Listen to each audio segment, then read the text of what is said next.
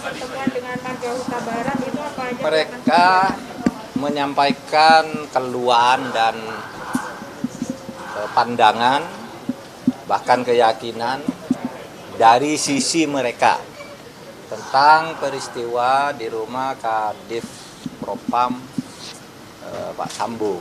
Itu dari sisi mereka. Dan saya catat semua.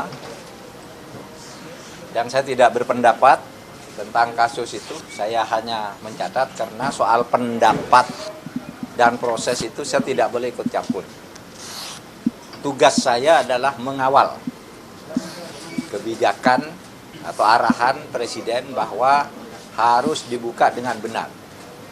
Sehingga saya punya catatan lengkap dari keluarga ada, dari intelijen ada, dari purnawirawan polisi ada, dari Kompolnas ada, dari Komnas HAM ada, dari LPSK ada, dari sumber-sumber perorangan di Densus, di BNPT. Saya tanya semua dan tentu saya punya pandangan nantinya. Tetapi pandangan saya ini tidak akan mempengaruhi proses hukum yang sekarang sedang berjalan. Saya katakan, maaf, ini tidak sama dengan kriminal biasa, sehingga memang harus bersabar, karena ada psikohierarkial, ada juga psikopolitisnya. Gitu. Kalau seperti itu secara teknis penyidikan itu sebenarnya katanya gampang. Bahkan para purnawirawan itu kalau kayak gitu gampang, Pak, itu kan tempatnya jelas, ini kita sudah tahu lah. Tapi saya katakan oke, jangan berpendapat dulu, biar Polri memproses bahwa itu memang gampang, tingkat polsek aja bisa. Tetapi ini ada tadi psikohierarkis dan psikopolitis dan macam-macam, sehingga kita semua harus sabar. Tetapi saya katakan kemajuan untuk ini ya sudah bagus, karena begini ya. Kasus itu terjadi tanggal 8. Baru diumumkan tanggal 12 apa 11 tuh, Senin. 3 hari kan. Orang ribut, ini enggak wajar. Lalu kita bersuara tuh, enggak wajar tuh. Pengumumannya beda-beda. Kok 3 hari baru diumumkan alasan ini. Oleh sebab itu nih harus lalu Kapolri responsif. Dia lalu membentuk tim khusus. Rakyat tidak puas lagi, Pak, itu harus dinonaktifkan. Kalau dia masih aktif di situ, nanti pemilihannya penyelidikannya bisa ndak objektif, bisa terpengaruh macam-macam. Oke, dinonaktifkan. Sambo, Kadif, apa tadi? Ya, pokoknya ada 3 lah itu. Sudah dinonaktifkan, kan sudah responsif Kapolri. Ada lagi, Pak, itu otopsinya ndak benar.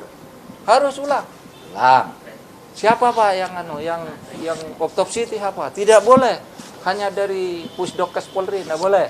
Supaya melibatkan banyak institusi. Sudah dipenuhi oleh Kapolri. Apa kurang bagus tuh? Kan sudah bagus tuh. Dan yang terakhir, Pak, itu perkara ditarik saja, jangan di Polda. Itu bisa bias.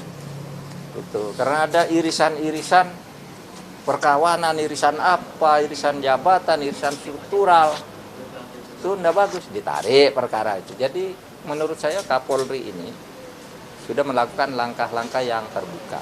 Tinggal nanti pada akhirnya kita kawal semua. Saya tidak punya pendapat siapa yang salah, apakah Brigadir J atau Sambo atau si Barata atau siapa.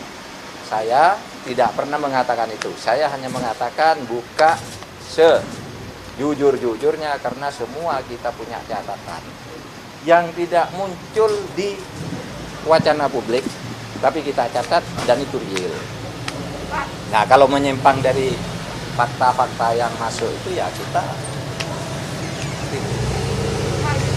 Jadi arahan Presiden, pemerintah pusat itu sampai sekarang ya cukup, sudah benar. Pokoknya buka gitu aja, Presiden tidak masuk ke teknis penyidikan. Menko Polhukam tidak boleh masuk ke pro justisia, tapi memberi arahan yang akan mengawal pelaksanaannya. dari sudut kebijakan negara, bukan dari teknis penyidikan. Oke, cukup ya? Kalau dari Kompolnas ada catatan nggak Pak? Ada, Kompolnas ada, LPSK ada, Komnas HAM ada. Hah? Terkait catatan pelanggaran SOP Polri saat penanganan perkara. Semua ada, tapi sama-sama bicara ke Anda. Cukup.